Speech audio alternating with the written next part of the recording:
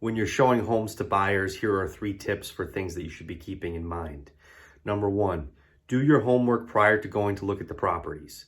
Make sure you know how long each property's been on the market in terms of days on the market. Check it out to see in the property history if it's been listed before. Also, I like to look up properties and find out when they last sold and how much they sold for.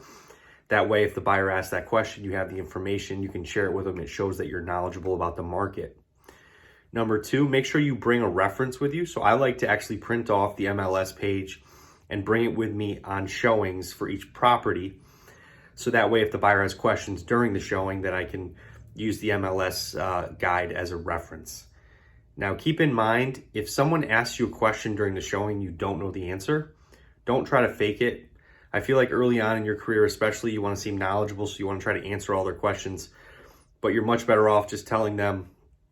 You'll do some research and get back to them, or you'll ask the listing agent and you will get back to them. Number 3, don't sell in quotes, the property. Meaning, don't try to convince the buyer that this is the right property for them. Real estate is something that if it's the right fit, it's going to sell itself. So really during the showings, you should try to be as quiet as possible and be there to answer questions, be there as a reference, but not constantly talking, because then the buyer has a harder time formulating their own opinion of the property. So for example, if the buyer asks you, do you like the kitchen? I like to kind of put it back on the buyer. Well, what do you think about the kitchen? Because ultimately, it really doesn't matter what our opinions of the property are. It's really about what the buyer thinks.